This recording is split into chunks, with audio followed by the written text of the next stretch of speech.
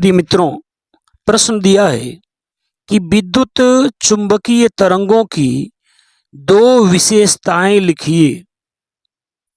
इनके संचरण आरेख खींचकर विद्युत क्षेत्र तथा चुंबकीय क्षेत्र अवयव दिखाइए।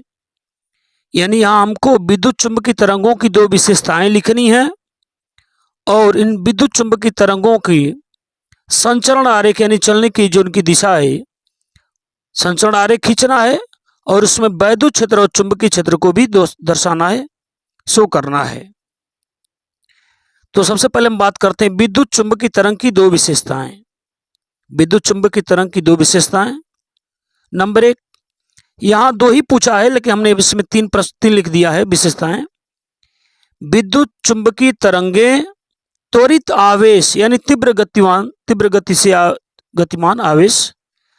तो विद्युत चुंबकीय तरंगे त्वरित आवेश यानी तीव्र गति से गतिमान आवेश द्वारा उत्पन्न की जाती हैं। दूसरा, इन तरंगों की प्रकृति अनुप्रस्थ होती है। नंबर तीन, इन तरंगों के संचरण के लिए माध्यम की आवश्यकता नहीं होती है। यानी इन तरंगों को चलने के लिए माध्यम की आवश्यकता नहीं होती है। तो प्रश्न में दो ही पूछा है चुंबकीय तरंग की विशेषता, विद्युत चुंबकीय तरंग की दो विशेषताएं, लेकिन हमने तीन लिख दिया है। अब फिर बात करते हैं इसमें हम वैद्युत चुंबकीय तरंगों का संचरण आरेख। तो वैद्युत चुंबकीय तरंगों का इसमें संचरण आरेख आपको दिखाया गया है।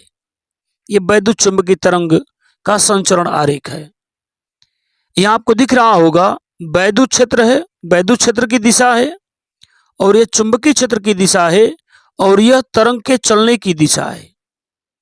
तीनों परस्पर लंबवत होती हैं।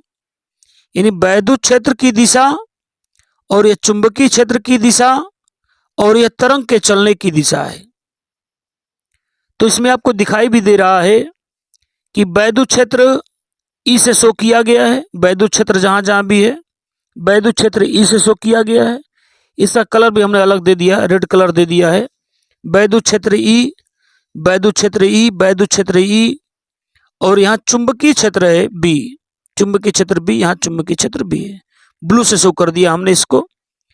तो वैद्युत चुंबकीय तरंगों की जो संचरण की दिशा होती है उसमें वैद्युत क्षेत्र और चुंबकीय क्षेत्र दोनों होते हैं। बता दिया कि इन तरंगों में यानी इन विद्युत चुंबकीय तरंगों में वैद्युत क्षेत्र तथा चुंबकीय क्षेत्र, वैद्युत क्षेत्र है और यह चुंबकीय क्षेत्र है, दोनों परस्पर लंबवत होते हैं। यानी तरंग के चलने की दिशा के दोनों तरफ जो आपको वैद्युत क्षेत्र, चुंबकीय क्षेत्र बार बार दिख रहे हैं, तो ये एक दूसरे के परस्पर लंबवत होते हैं तथा तरंग के चलने की दिशा के भी लंबवत होते हैं। यानी यह वैद्युत क्षेत्र और यह चुंबकीय क्षेत्र दोनों परस्पर लंबवत होते हैं और तरंग के चलने की दिशा के भी लंबवत होते हैं। यानी हम कह सकते हैं कि वैद्युत क्षेत्र, चुंबकीय क्षेत्र और तरंग संचरण की दिशा तीनों एक दूसरे के लंबवत होती हैं। तो उम्मीद करते हैं बात आपको समझ में आ रही हो।